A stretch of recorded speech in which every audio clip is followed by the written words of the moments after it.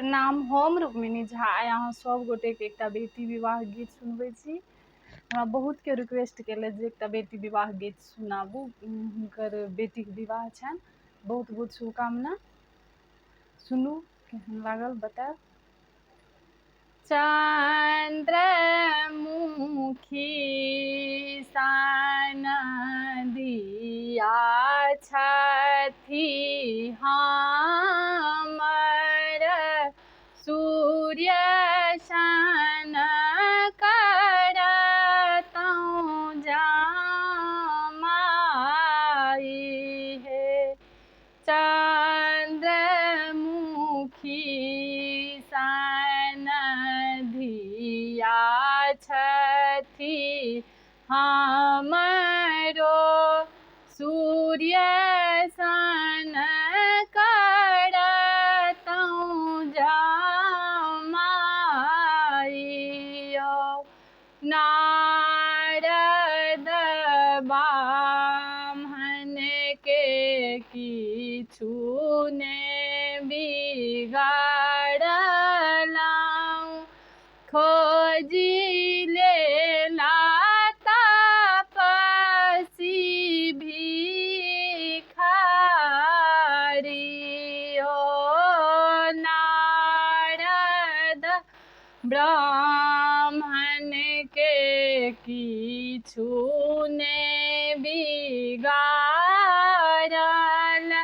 खोजी लेला तपस्वी भिखारी हो।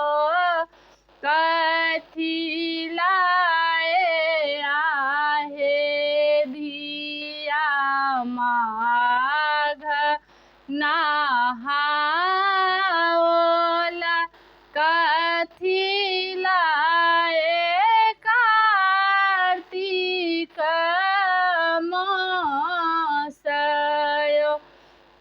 कथी लाए आहे धिया कठिन व्रत ठानल, बड़ भेल तपस्वी भिखारी हो। मारब तोड़ब पुरहर फोड़ब, फूकी देब चौमुख दीप हो। धन लाए आहे माघ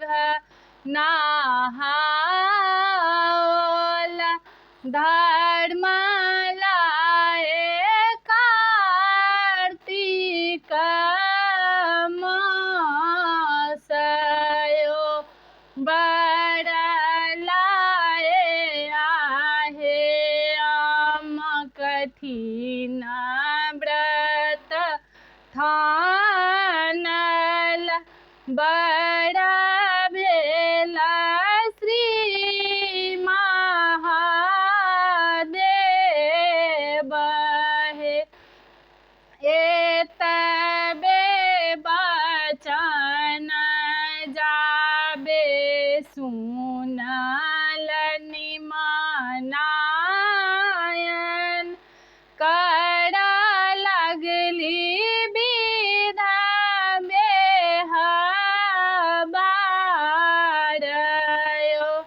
मारब जोड़ब पुरहर बैसाओल,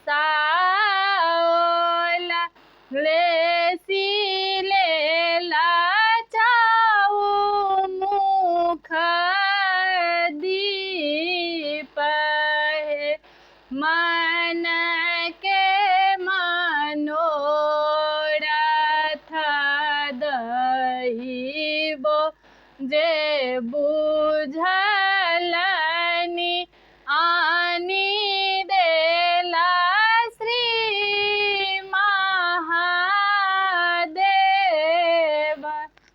धन्यवाद।